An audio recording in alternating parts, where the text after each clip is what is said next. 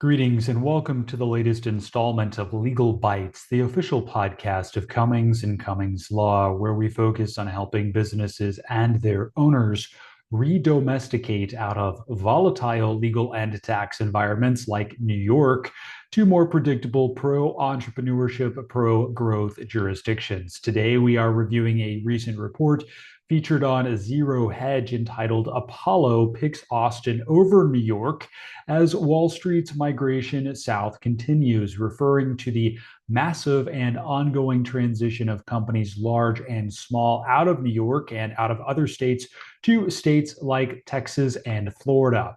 I will then conclude by explaining how small and medium-sized businesses can utilize the same laws to their advantage to relocate out of New York or out of another jurisdiction to a new state. But first, a brief introduction. My name is Chad Daniel Cummings, and I am an attorney and certified public accountant serving clients in matters of business, tax, and commercial law. I am Chief Executive Officer of the multi-state, multi-attorney law firm Cummings and Cummings Law. And in addition to my day job, I also teach business and tax law at the university level.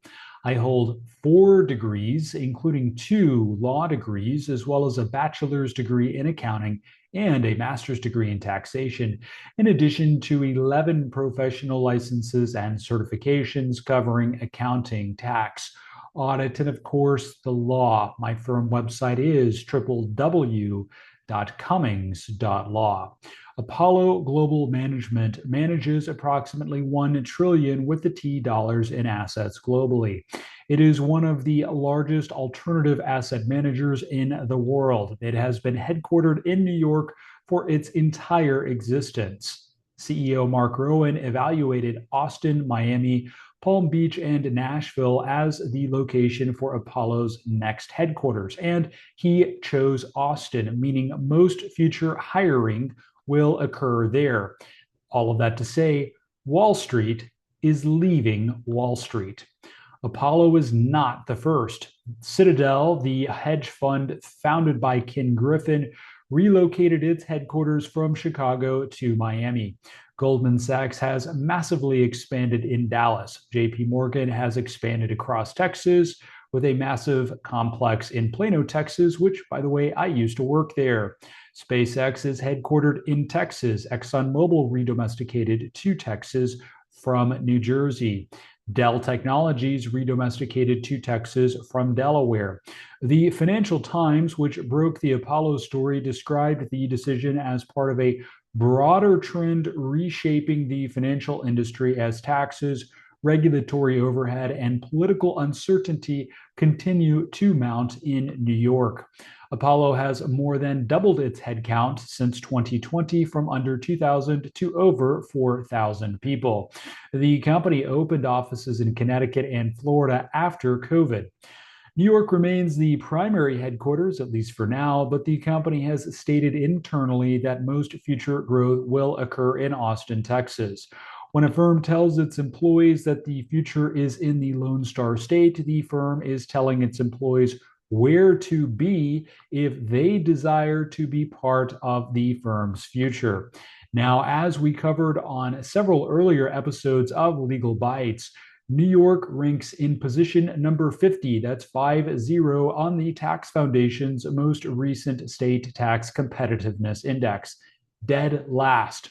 The combined state and city individual income tax rate for New York City residents now exceeds 14%. As you may know, if you have been watching Legal Bites, New York enacted a pied-à-terre tax on second homes valued above $5 million.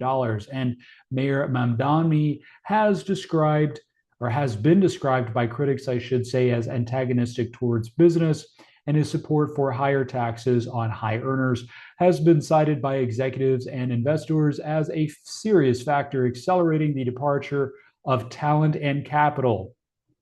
Brain drain. Federal Internal Revenue Service migration data show that New York lost $10 billion in adjusted gross income from interstate moves in 2023 alone, which, by the way, that is the most recent year for which we have solid data. The firms leaving are not responding to a single politician or a single policy. Rather, they are responding to an environment. Texas, as you may know, imposes no individual income tax. It imposes no corporate income tax for most businesses. That is to say, most small and medium sized businesses pay no income tax at the entity level in Texas on Texas sourced income. Correspondingly, it ranks in position number 7 on the state tax competitiveness index. The Texas business courts launched in September 2024, and the state legislature codified the so-called business judgment rule and amended the Texas Business Organizations Code to accommodate corporate governance needs that previously required Delaware domicile. As I tell some clients, and I say this with a little bit of humor, but Delaware is dead. And if that makes you a little hot under the collar, you've just not been paying attention. Austin offers a talent pipeline from the University of Texas system, a growing technology sector, and a cost of living that New York cannot match. Now, Apollo evaluated 4 cities, probably more, but they said 4 cities publicly. 3 of them are in states with no individual income tax: Austin in Texas, Miami and Palm Beach in Florida, and Nashville in Tennessee. The 4th, which presumably would have been a northeastern alternative, did not make the final list as reported. The entire shortlist was composed of cities in no income tax states. That is not a coincidence, that is a criterion. For business owners watching trillion-dollar asset managers choose Texas over New York and over other jurisdictions, the lesson is that the decision calculus that applies to a firm with 4,000 employees can apply with equal force to a single member LLC. The tax rate is the same, the state law is the same, the process of moving the entity is the same. With this context in mind, redomestication is the lesser known legal process of transferring a company's state of domicile to a new state without dissolving it, without creating a new entity, and without triggering federal income tax consequences, but only when performed with the strict formalities required by the Federal Internal Revenue Code, applicable Treasury regulations, and the statutory frameworks of both the destination and departing states. When performed by a competent professional, and that is an important criterion, the company retains its existing federal employer identification number, contracts, credit history, and bank accounts. That is to say, there is zero operational or financial disruption, but only if you get it right the first time. That is why it is so important to work with a credentialed professional and save the DIY for home improvement. I have successfully completed redomestications from all 50 states, yes, including New York. I am aware there is a myth that New York does not allow redomestication, and people send me links and statutory sites, and I say, well, that's all well and good, but we have a track record which says otherwise. I have also completed redomestications for a variety of entity types, including limited liability companies, partnerships, subchapter S corporations, and subchapter C corporations. And while the law does vary expansively depending upon the state of origin, it is possible. So if someone is telling you it cannot be done, what they are really telling you is that they do not know how to do it. Now, foreign entity registration is not the same thing as redomestication, because foreign entity registration, also referred to as foreign qualification among other misleading terms, does not change the company's state of domicile. In fact, it does the opposite by keeping the entity in the former state indefinitely and merely adding another layer of compliance and tax obligations in the new state, leaving you anchored to that state you were trying to leave. Meanwhile, a traditional merger, which is also not the same thing as redomestication, creates a new distinct entity in that destination state, may and often does require the issuance of a new federal employer identification number,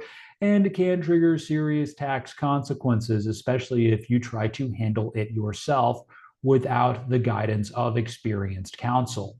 Finally, dissolution should not enter the conversation at all because dissolution terminates the company. Dissolution is a going out of business maneuver, not a relocation mechanism. Dissolution is often a taxable event and, when performed inadvisedly, can expose the owners of the company to unlimited personal, yes, you heard me correctly, personal, joint, and several liability for the company's liabilities, known and unknown. That is because the so called veil of protection no longer exists because the company no longer exists. If you think dissolution is a cost saving mechanism, you are likely in for a rude awakening. And if you have a so called professional suggesting dissolution as a relocation strategy, I urge you to seek better advice.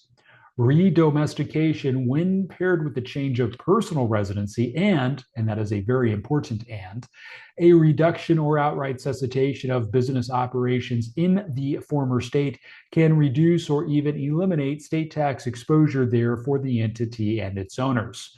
Don't take my word for it, ask your CPA. And if you get a blank stare from your CPA, well, it might be time for a change.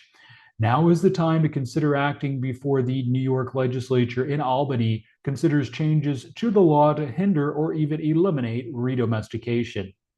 If you have questions regarding potentially redomesticating your existing LLC or corporation out of New York or out of another state, please use the link in the description for more information on this nuanced process and to schedule time for you and I to speak one-on-one about your specific scenario. Again, my name is Chad Daniel Cummings of the firm Cummings & Cummings Law, and I hope that you found this information edifying.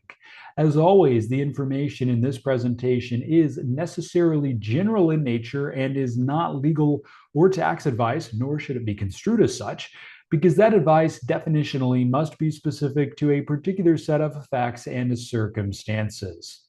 Should you have any questions regarding this information or the content of any of my many earlier presentations on these topics, and there are more than a few, by the way, please visit my firm website at www.cummings.law, not .com, but .law, to schedule time for that consultation. I look forward to that opportunity to speak and perhaps even work with you very soon.